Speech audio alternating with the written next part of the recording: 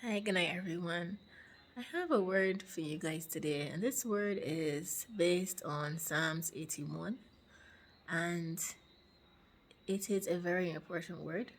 So take heed. It is a word of celebration and rebuke, rebuke and warning. So let's get into it. So God is speaking to some of his servants that have made it to the age of tabernacles, their hope of glory. You have reached your promised land, and the promise is officially yours. Congratulations. Celebrate that God has rescued you from bondage and brought you into freedom and into a spacious space. As verse 7 says, this is from Psalms 81. In your distress you called, and God rescued you. But God is saying to listen and submit to Him always. During your time of refinement, you became frustrated and weary. God was always with you, but somehow you couldn't find His peace and joy. You were desperately looking for peace. Warfare was something that you dealt with almost constantly in the wilderness, and you gave into your feelings of frustration. During this time, instead of looking to God for your peace and joy, your outlet of peace and joy were maybe people or things. Ultimately, this became an idol for you, which we know to be sin. We tend to think that idol worship is building a golden calf and bowing down to, to it as the Israelites did in the wilderness. But idol worship comes in many forms, and when we use people and things to find peace, joy, and comfort, we create idols. And as you know, God detests idols and idol worship. God is a jealous God. You also neglected your spiritual man, which God calls his temple, and focused on yourself. You neglected prayer time and your rest work. You were disobedient to God.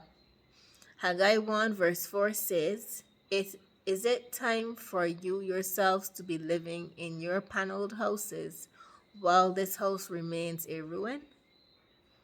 The things that you focused on did not satisfy you. In some cases, you were left in a deficit. You lost instead of gain. You expected much, but it turned out to be little.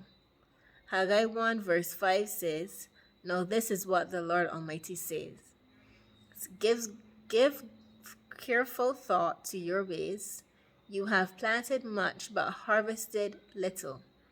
You eat, but never have enough. You drink, but never have your fill. You put on clothes, but you are not warm. You earn wages only to put them in a purse with holes in it. So please read Haggai 1 as well. He rebuked you, you repented, and he has forgiven you. Now you must forgive yourself. Do not allow the devil to use shame and guilt to torment you. Continue to pray about this, and God will give you peace. So God is warning you not to do this in your promised land. God is saying to remember the covenant that he gave to you, which is the same covenant that was given to the Israelites in the wilderness of Moab just before they entered the promised land. Deuteronomy 29 verse 16 to 18 says, You yourselves know how we lived in Egypt and how we passed through the countries on the way here. You saw among them detestable images and idols of wood and stone, of silver and gold. Make sure there is no man or woman, clan or tribe among you today whose heart turns away from the Lord our God to go and worship the gods of those nations.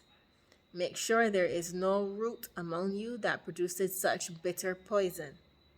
If you should break this covenant, Deuteronomy 19 to 21 says, When such a person hears the word of this oath and they invoke a blessing on themselves, thinking I will be safe even though I persist in going my own way, they will bring disaster on the watered land as well as the dry. The Lord will never be willing to forgive them. His wrath and zeal will burn against them. All the curses written in this book will fall on them, and the Lord will blot out their names from under heaven.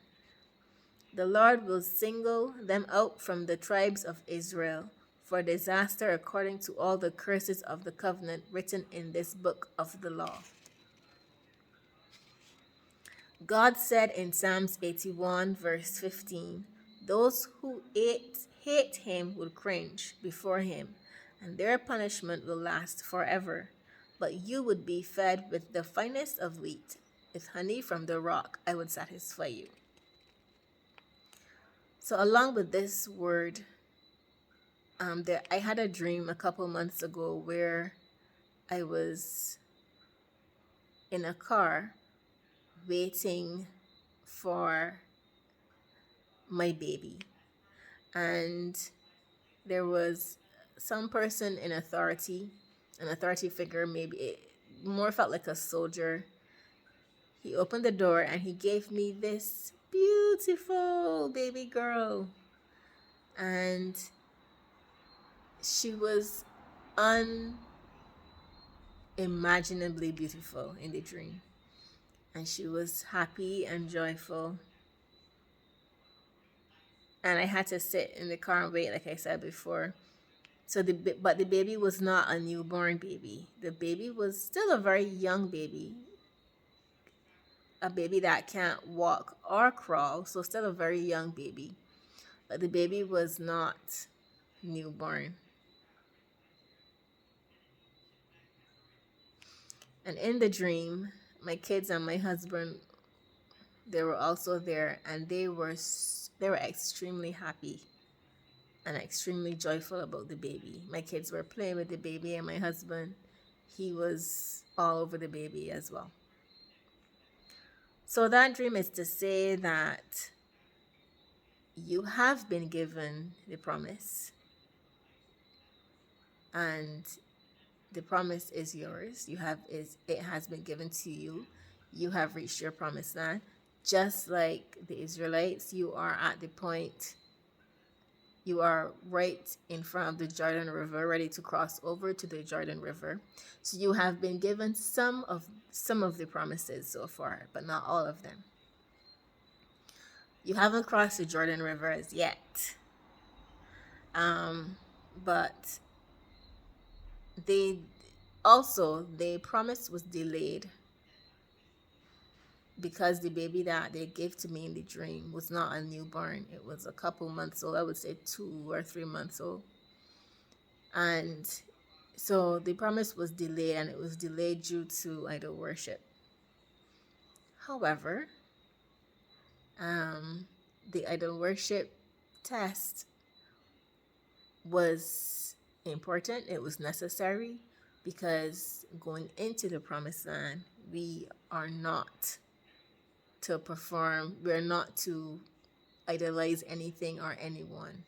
We are to get our joy and our peace from God and God alone. So don't go into your promised land trying to find peace or joy from anyone or anything, because he can and he will take the promises from you. You've been through the trial, you've been through the test, and you've been warned, you've been rebuked, and you've been warned, and you're not to do it again.